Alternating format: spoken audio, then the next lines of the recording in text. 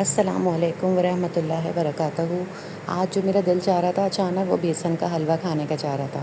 तो उसके लिए मेरे पास असली घी था, वो मैंने थोड़ा आधा कप लिया है और उसी लिहाज से समझें 1 कप के करीब मैंने बेसन ले लिया था।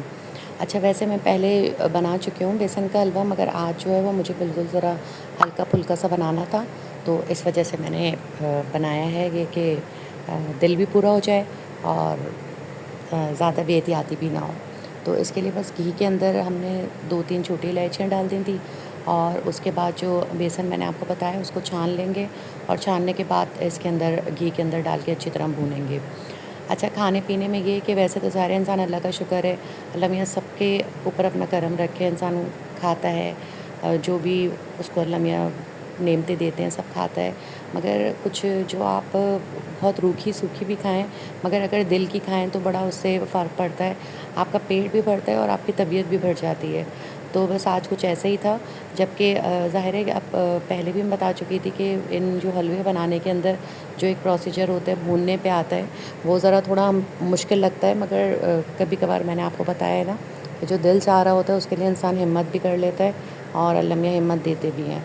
तो घी के साथ इनको भूनना है, तो ये बस थोड़ा-सा एक होता है, क्योंकि ज़रा एहतियात की वजह से मैंने घी कम लिया है, वरना बेसन के हलवे में ज़रा अच्छा घी डले तो बुनाई भी अच्छी हो जाती है और टेस्ट में फ़र्क पड़ता है। मगर सिर्फ़ इस वक़्त जो है वो दिल पूरा करना था, तो ज़रा शक्कर भी कम रखेंगे और घी भी कम रखा है। तो बुनाई का ये कि जब तेल इसके अंदर अच्छी तरह मिक्स हो जाएगा, तो तब से ही खुशबू आना शुरू हो जाएगी। अब जब ये तेल इसने जज़्ब कर लिया है घी ने, हम जब तक का वेट करेंगे जब यही आपका बैटर है वो घी छोड़ना शुरू करे। तो बस ये जैसे-जैसे भुनता रहेगा इसी तरह ये आहिस्ता-आहिस्ता थोड़ा-सा ज़रा सौगी-सौगी होना शुरू होगा, तो इसका मतलब यही होगा कि आपका काम शुरू हो गया है। तो इसके अंदर ये है कि मैंने घी कम डाला था, तो उसी लिहाज से मैं बहुत ज़्यादा इसके नरम होने का इंतज़ार नहीं करूँगी और मैं इसमें शक्कर डाल दूँगी। अच्छा, शक्कर का भी यही है कि ज़ाहिर है डायबिटिक हैं, तो इस वजह से हमने कम ली है।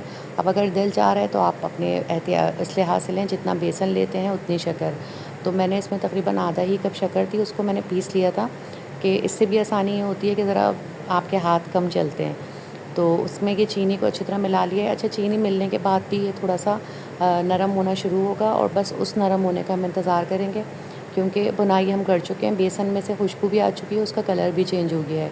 और अगर इस मुकाम पे आके हम कोशिश करेंगे बेसन को और ज़्यादा भूनने की, तो फिर वो थोड़ा-सा टेस्ट में भी आ जाता है और इसके अलावा ये बेसन जो है वो ब्लैकिश की तरफ चला जाएगा।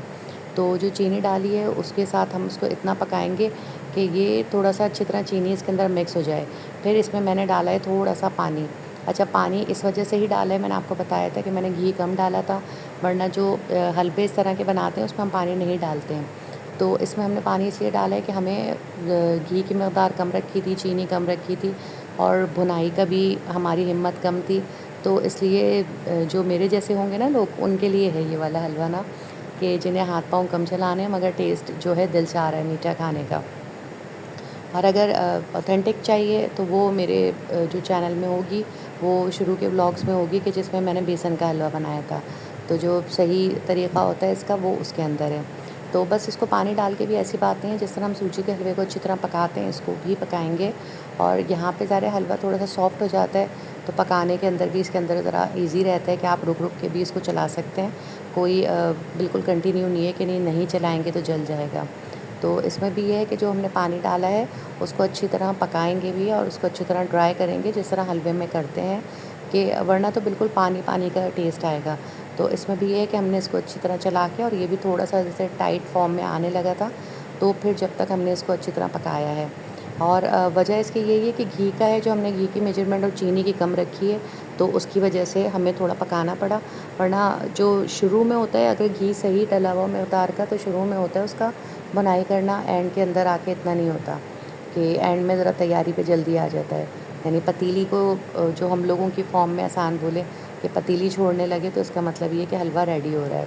और आखिर में तैयारी भी मैंने इसमें थोड़ा खोपरा पाउडर डाला था।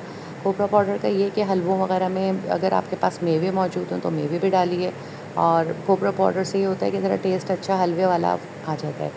तो बस ये था कि आज जो है वो हमने अपने मन का खाया है, तो बहुत मज़ा आया है हमें। तो आप भी इस तरह का जो नॉर्मल रूटीन्स होती है उसमें ये सोच के कि भई आपका कोई ऐसी चीज़ है जो खाने का दिल चाह रहा है, उसकी कोशिश क्या करें, वो बनाया करें और खाया करें, तो अच्छा फ़ील होगा। जो अपनी तबीयत होती है इंसान को, या अपना मिज़ाज होता है, वो बेहतर फ़ील होता है कि वो जब थोड़ा-सा अपने लिए भी कुछ करता है। और बहुत सारी बातों में एक ये भी है कि इंसान बेशक आपके आसपास का माहौल है, आपके घर है, ज़िम्मेदारियाँ हैं और जो भी कुछ है, मगर उसके साथ-साथ इंसान को थोड़ा बहुत अपने लिए भी सोचना चाहिए।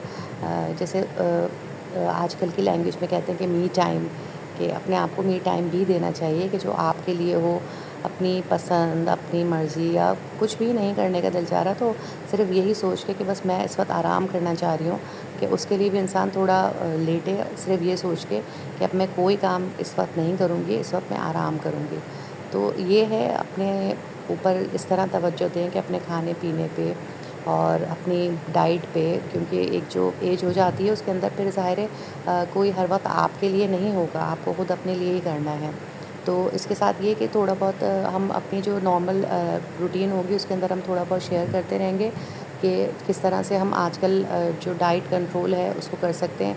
इस पे ज़ाहिर है एक दिन के अंदर तो व्लॉग बनाना पॉसिबल नहीं है कि एक ही दिन में मैं बताऊँ कि भई डाइट किस तरह कंट्रोल करें।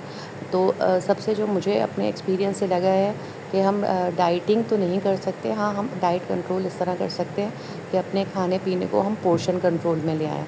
तो पोर्शन कंट्रोल से ये फ़ायदा होता है कि एकदम से आप के अंदर किसी चीज़ की कमी भी नहीं होती है, और इसके अलावा ये होता है कि थोड़ा मैदे को भी आदत पड़ती है आहिस्ता-आहिस्ता गैर सेहत बख्श चीज़ें खाने की। तो बस ये है, सबसे पहली बात यही है कि जितना हो सके बाहर के खाने अवॉइड करें। बेचारे कराची में रहते हुए तो इंसान नहीं कर सकता बहुत ज़्यादा परहेज़, कभी-कभी तो सारे वीकेंड है या कुछ है, दिल चाहता है। मगर जो हम लोगों का लाइफ़स्टाइल बन गया है कि अक्सर जगह पे बच्चों की खुशी के लिए या किसी वजह से कि डेली बेसिस पे कुछ ना कुछ बाहर से खाना है, तो थोड़ा-सा इसके लिए परहेज़ करें। तो बस ये है कि परहेज़ जो है वो वैसे देखें तो हम लोगों की लाइफ में होना चाहिए मुसलमानों की, मगर हम लोग असल में सिर्फ़ मख़सूस चीज़ों के लिए परहेज़ को समझते हैं। तो इस वजह से ये चीज़ें हम जैसे लोगों को इस उम्र में आके अंदाज़ा होता है कि नहीं, परहेज़ जो है वो किस-किस चीज़ में हमें करना चाहिए। तो ये है, बाकी ये कि ज़ाहिर है हलवा बन गया था, उसके बाद गैस भी थोड़ी बेहतर आने लगी थी, तो उसमें ये कि हमने फिर जो अपने घर के लिए खाना है वो खिचड़ी बनाया। अच्छा, वैसे तो खिचड़ी ज़ाहिर है माशाल्लाह हर घरों में ही बनती है, या कहीं-कहीं तो बहुत पसंद भी की जाती है, मगर ये कि हमारे यहाँ अब बहुत कम हो गया है। हमारे यहाँ के लिए भी अब ये खिचड़ी जो है वो एक स्पेशल डिश हो गई है कि हम ख़ास तौर पे कभी सोच के या इस तरह बनाते हैं। इसके साथ बस यही होता है कि जिस तरह मैं बहुत सारी चीज़ों के साथ कहती हूँ कि खिचड़ी अच्छी चीज़ है, या पराठे हों या इस तरह की चीज़ जो घर में बनाते हैं हम, मगर बस उनके साथ जो है ना ताम-झाम बहुत करना पड़ता है कि उसके साथ चटनी हो और सलाद हो, रायता हो, अचार हो, और ये कि हमारे यहाँ जो लोग नहीं खाते उनके लिए हमने थोड़ा-सा कबाब फ्राई कर दिए थे। तो ये भी एक सहूलत है कि भई अगर आपने कबाब एक दफ़ा रख लिए हैं बना के, तो कभी अचानक अगर खाने हैं या किसी का कुछ दिल नहीं चाह रहा है या कुछ मौजूद नहीं है, गेस्ट आ गए अचानक, तो आप वो कबाब फ्राई करके यूज़ कर सकते हैं। खिचड़ी हमारी रेडी हो गई थी और माशाल्लाह खुशबू बहुत अच्छी आ रही है। और ये कि बस आप लोग भी ये कि इस तरह की ट्राई करें। मौसम ऐसा है कि इसमें हल्की-फुल्की चीज़ें अच्छी भी लगती हैं, और इसके अलावा ये कि जो भी फीडबैक है वो मुझे ज़रूर दिया करें। उससे मुझे ये अच्छा लगता है कि भई अगर कोई चीज़ में कोई कमी है या किसी चीज़ में कोई चेंजिंग कर सकते हैं तो वो भी करें, तो उसके भी आइडिया रहता है कि भई हम आगे ये चीज़ बनाएँ। बाकी ये है कि आप लोग भी दुआओं में याद रखिएगा, और अल्लाह पाक सबको अपनी सेहत सलामती के साथ अपने-अपने घरों में रखे, सबको नज़र बद से बचाए, और अगले व्लॉग में मुलाकात होगी। अल्लाह हाफ़िज़।